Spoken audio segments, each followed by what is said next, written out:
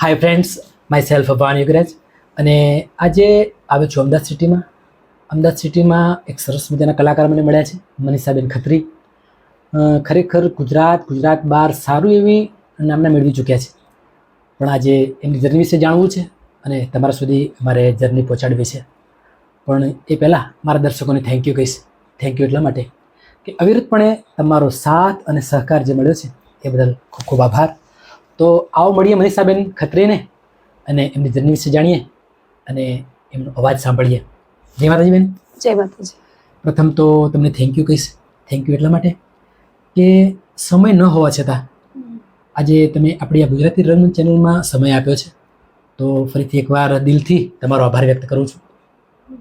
કારણ કે સંગીતની દુનિયામાં ગુંજતું એક નામ એટલે મનીષા ખત્રી આજે સારા એવા લેવલે જેને કામ કર્યું છે.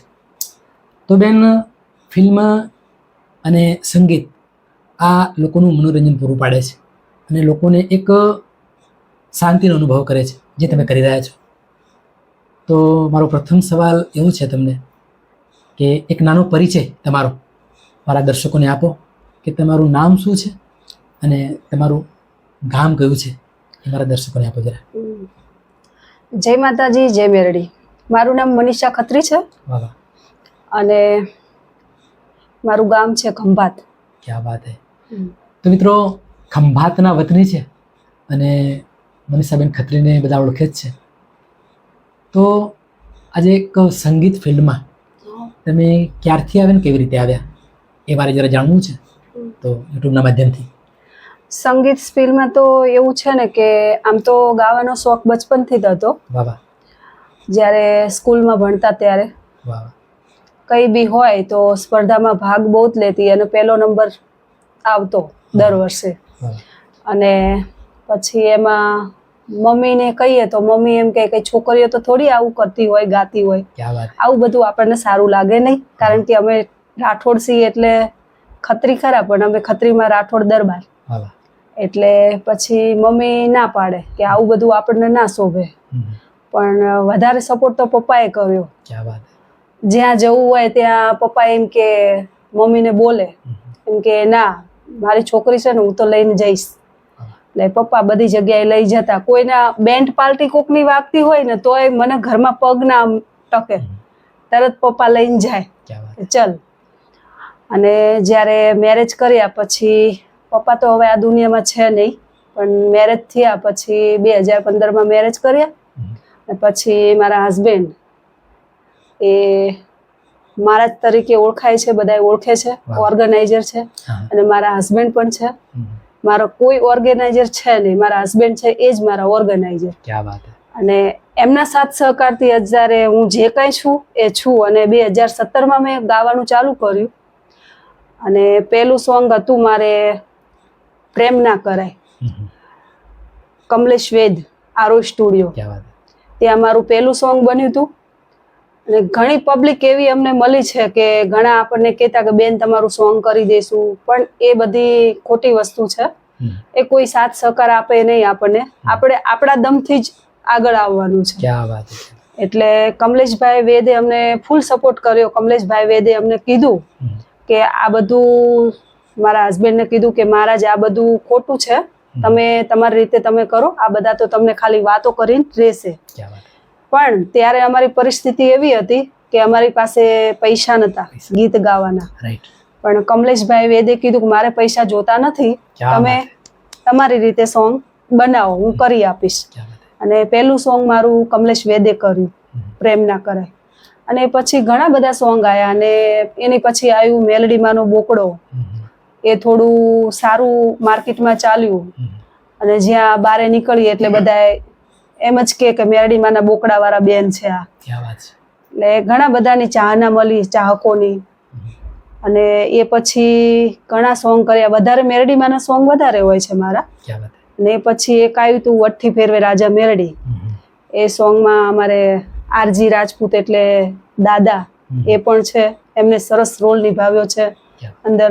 અને એ સોંગ આજે મેરડીની દયાથી મિલિયન ઉપર થયું છે અને પબ્લિકની ફૂલ ચાહના મળી છે. એ પછી આવ્યું દેવી પૂજકની મેરડી.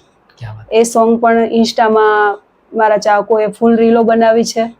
અને આજે જે કંઈ હું છું, હું એટલું અભિમાન કરતી નથી. આજે જે કંઈ છું ને મારી મેલડીના લીધે છું. વાહ વાહ, મારી મેલડી 5 ડગલા આગળ છે ને એની પાછળ હું છું.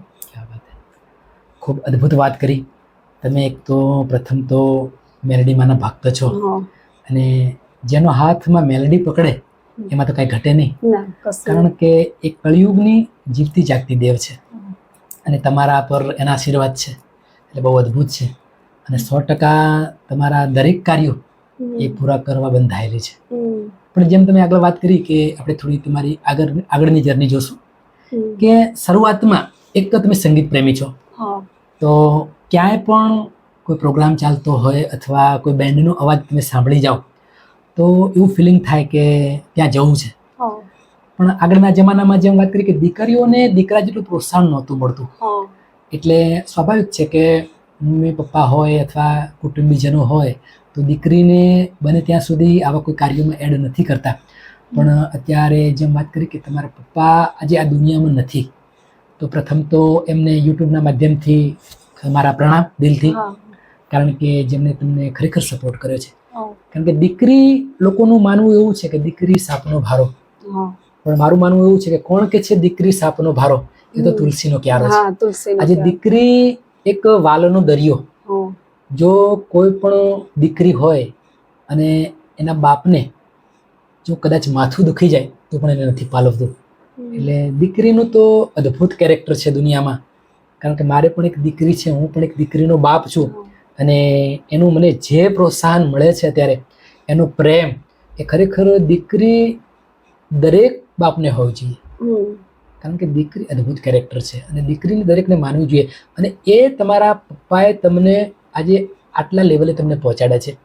બીજા નંબરે વાત કરી કે તમારા હસબન્ડ આજે એ ન ચાહતા હોય તો તમે અહીંયા સુધી કદાચ ન હોત, કારણ કે પપ્પાની તો એક જવાબદારી છે, પણ તમારા હસબન્ડને હું થેન્ક યુ કહીશ, કારણ કે તમારું ફિલિંગ, તમારે શું જોઈએ છે એ એમને અંદરથી ફીલ થયું છે, અને આજે તમને ખરેખર છૂટછાટ આપી છે, એટલે કદાચ તમે અહીંયા છો. કારણ કે લોકોની માન્યતા હોય છે કે ગાવું, પ્રોગ્રામ કરવા એ સારી વાત નથી, પણ હું એવું માનું છું કે ખરેખર તમારું ટેલેન્ટ, તમને જે કુદરતે ગોડ ગિફ્ટ આપી છે એને તમે ખરેખર બહાર લાવવાની તમારી જરૂર છે, અને તમારા હસબન્ડે સમજ્યા છે, તો એમને પણ થેન્ક યુ કહીશ. તો બેન, બીજો સવાલ આપણો એવો હતો કે તમે વાત કરી કે મેલડીમાંના આલ્બમો તમારા વધારે બન્યા છે, તો સરસ મજાનું એક મેલડીમાંનું સોંગ, કારણ કે હું પણ મેલડીમાંનો સેવક છું, મેલડીમાંને માનવાવાળો વ્યક્તિ છું, એક યોગીરાજ છું, પણ ખરેખર મેલડીમાં અદ્ભુત શ્રદ્ધા છે મને. તો ખરેખર મેલડીમાંનું એક સરસ મજાનું સોંગ જે તમને ખૂબ જ તમને નામનામાં સપોર્ટ કર્યો હોય એવું સરસ મજાનું મેલડીમાંનું સોંગ આપણે દર્શકોને સંભળાવીશું. મારું સોંગ મેલડીમાંનું વટકી ફેરવે રાજા મેલડી, એ અત્યારે માર્કેટમાં ફૂલ ચાલે છે, મિલિયન ઉપર થયું છે અત્યારે. બધા મારા મેલડીમાંના જ સોંગ છે. અને હા, ચાહકોની અમુક વાર કમેન્ટો એવી આવે છે કે બેન તમે લવ સોંગ કરો, શેડ સોંગ કરો, પણ કરીએ એ બી કરીએ, પણ એમાં મને થોડો ઇન્ટરેસ્ટ ઓછો છે. હા, તો આ ફિલ્ડમાં આપણે છીએ એટલે દરેક વસ્તુ ઇન્વોલ્વ કરવું જરૂરી છે. અને ત્યારે મારી મેલડીને યાદ કરીને એ સોંગ તમને સંભળાવું છું. ક્યા બાત હે, વાહ વાહ. જે જોવે એ તો મારી મેલડી આલે છે, વાહ વાહ.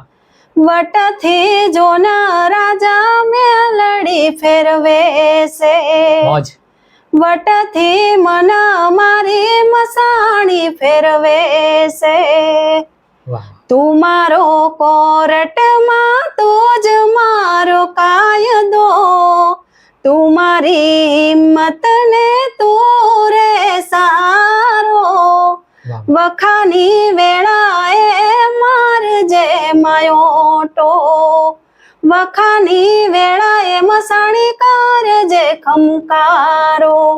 અને એનો બીજો જે અંતરો છે ને એની ઉપર તો ફૂલ ચાહના મળી, અને એ અંતરો એવો છે ને કે બધાને ખબર જ પડી જાય કે મેલડી શું છે. 100% સાંભળીશું. હા, શ્યોર શ્યોર. રાજા બનાયા છે રાજા કરી ફેરવે, ક્યા વાત હે. મારી મેલડી મન જલસા કરાવ, આંખનું રતન મારી રાજા મેલડી છે, મારું માવતર મારી માતા મસાણી છે. વાહ વાહ વાહ, અદ્ભુત વનિતાબેન. ખરેખર તમારો અવાજ પણ ખરેખર કોયલ જેવો અવાજ છે. ખરેખર મને તો સાંભળવાનું ખૂબ જ ગમે છે. પણ જેમ વાત કરી કે મેલેડી કરે એવું કોઈ ન કરે અને મેલેડી આપે એવું કોઈ ન આપે. ઘણાને વહેલું આપો, ઘણાને મોડું આપો. મોડું આપો પણ મોડું આપતી નથી. 100%. આટલો દિલથી વિશ્વાસ છે. 100%. અને જેમ આગળ વાત કરી કે તમે આરજી રાજપૂત સાહેબ દાદા, હા દાદા, જે ફિલ્મ જગતમાં સારું એવું નામ જેનું છે, અને જો કદાચ તમને મળવાનું થયું હોય તો એમના કારણે હું તમને મળ્યો છું. કારણ કે મારા તો બહુ જૂના આમ દાદા છે પણ મિત્ર પણ કહી શકો એમને, કારણ કે બહુ જૂની અમારી સંગત છે અને એમના દ્વારા તમને મળ્યો છું. તો એમને પણ યુટ્યુબના માધ્યમથી થેન્ક યુ કહીશ.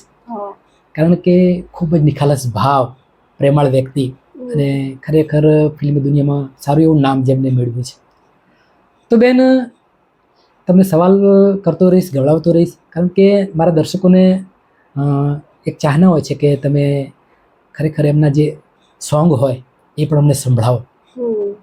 તો બેન, આગળનો સવાલ મારો એવો છે કે ગાતા ગાતા આજે સારા એવા લેવલે પહોંચ્યા છો તમે અને તમને સારા એવા સપોર્ટો મળ્યા છે.